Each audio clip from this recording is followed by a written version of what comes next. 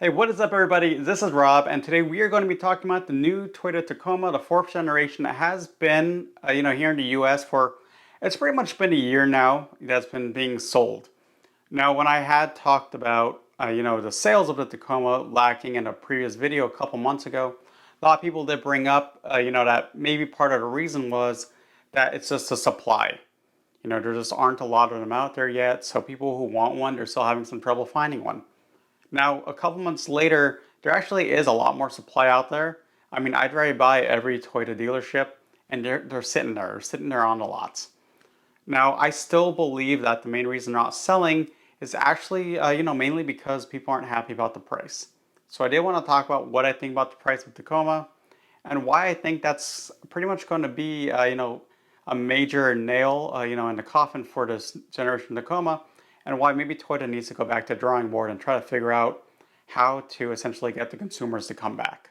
The inspiration from this video did come from talking to other people about the Tacoma's price. I've been to a couple off-road meets, and then I'm talking to people who have second-gen Tacoma, third-gen Tacomas, a couple 4Runner people, and they were interested in the Tacoma when it was first announced because, hey, you get a new engine, you get a, kind of a cooler looking style, and then you can also, just overall get the newest and greatest thing, which can be kind of refreshing in a way. But there was always one common denomination that made people think, maybe I will pass on it. And again, that was the price. I know that cars are getting more expensive. It is important to remember that the newest Honda Civic, right? So say I want to get the cheapest Honda Civic, brand new, you're going to be paying about 24 grand for a base model. Granted, base models nowadays aren't like a base model 15 years ago where you got, manual windows and that kind of stuff. But still, the cheapest you can get is 24,000. That's quite a bit.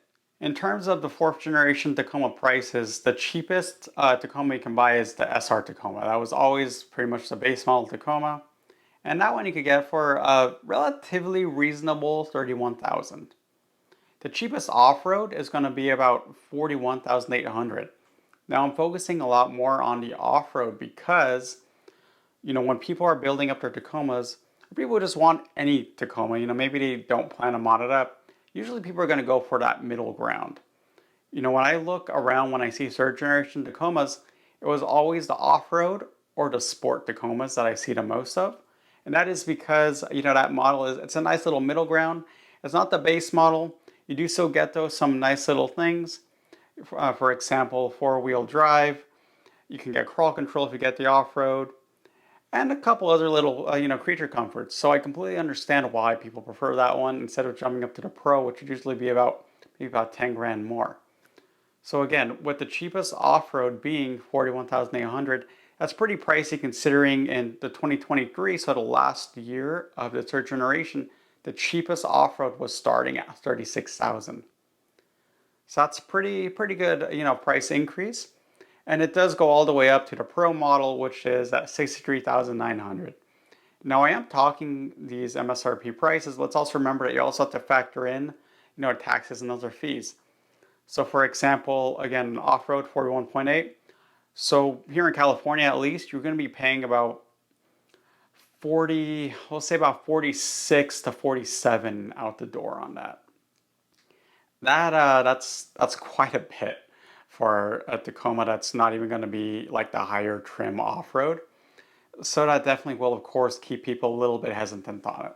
This new generation Tacoma, it's not that big of an improvement over the third generation, especially for what you're paying for it.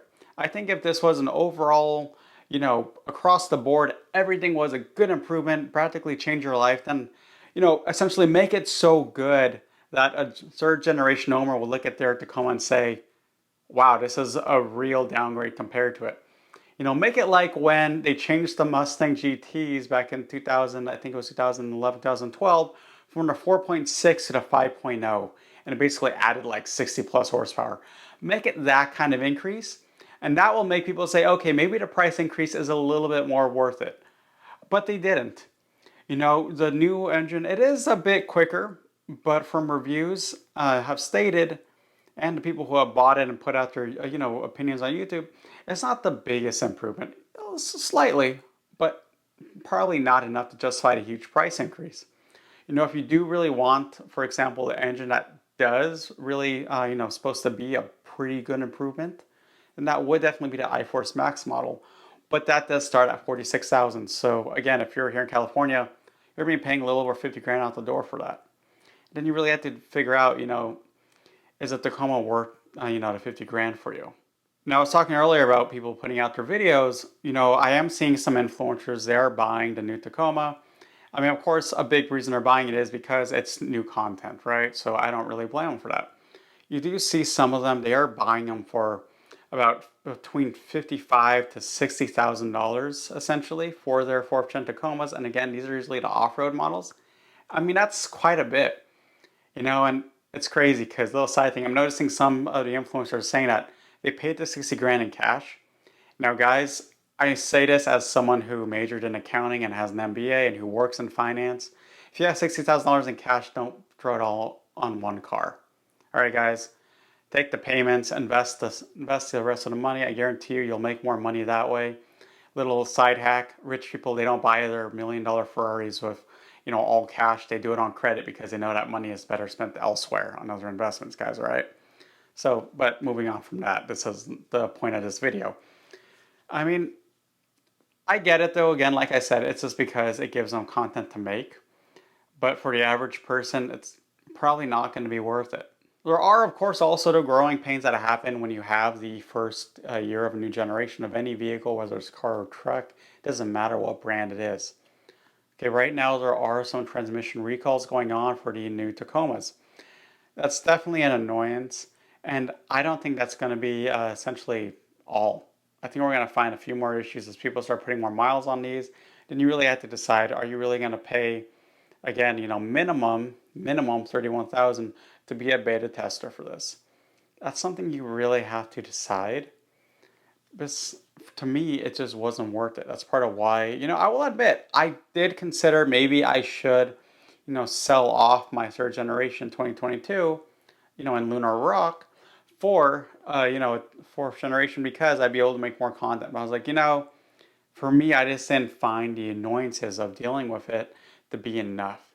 Especially because, part of what's going on is they added this new engines, different transmission, and I needed something that would run, and especially if I'm paying that much money, I want it to run for a while. I want it to run well because that's part of why, myself and a lot of other people, they buy these Toyota trucks. Of course, there is one positive side. Due to so many Tacomas sitting on the lots because people are thinking it's too pricey, means that some dealerships are more than willing, to negotiate on them. Now, I've seen a couple influencers say they were able to get like $1,000 or $2,000 off MSRP. Now, to me, that's still not the best, but it's showing that we're kind of getting somewhere. And maybe when the next year's models are on the lot, you might be able to find these first years sitting on the lot for a while, and you'll see dealerships being more willing to negotiate on them. That might be something that you can consider if you really want to get into the fourth generation, especially if you don't have a Tacoma yet and you just want to try it, and maybe you just don't want to buy a used model and fourth generation is the only chance, and maybe it's worth waiting for. Even with that being said, it still might not be the best buy because, again, first generation, first year issues. I mean, at the end of the day, you really have to decide. Overall, if I were to really list it out, you got on the pros, you got the latest and greatest, and it's going to stay the latest and greatest gen for a while. For example, I bought my Generation Tacoma, and it was only the most up-to-date generation for 2 years. If you buy it now, you have about 4 to 6 years probably, where it's going to stay the latest and greatest. Number two, it is still a slightly more powerful engine, especially if you don't get the iForce Max. Slightly more powerful. iForce Max, definitely more powerful in the current offering, which can be a bit sluggish at times. Do have the 8-speed auto, which is supposed to be pretty decent as well, other than the aforementioned recall. But being an 8-speed, I would expect it to have a bit more of a pickup, especially on the freeway and that kind of stuff. It is also, like I said, pretty sharp looking. But then, of course, you do have the issues, right? Growing pains issues. You're going to find it's going to be a little bit harder still to find aftermarket parts for it. And you're going to be the guinea pig on those parts as well. I have experienced this before. When I bought my 2015 Mustang GT, that was the first year of the generation. I did have some growing pains. Actually, I had a transmission issue with that one also that I had to get replaced under warranty. But I did also have to follow for new products just coming out and seeing what would happen. I remember, for example, a new exhaust had come out. Everyone was excited. They were paying $1,200 for this new exhaust.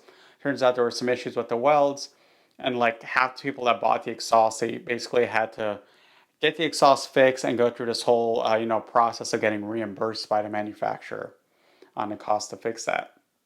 That's something you might have to deal with. When you're buying a truck, usually you're kind of in that demographic that's more going for that dollar per value, which is completely understandable. It's not like buying a fancy sports car where it's like, all right, it's cool if I spend 60 grand on a sports car because I'll probably sell it in 2 years. Maybe take a slight hit, but then, on to the next. If you're buying a truck, it's because you want it to last. And right now, for the money, this doesn't seem like something that's going to last, in my opinion. But that's just my own opinion. Please let me know if you bought the fourth generation. I really want to know how your experience has been. If you're thinking about it, let me know. If you're happy for third generation like I am, also let me know. Please let me know what you guys think. And with that, guys, this is Rob, and have a good one.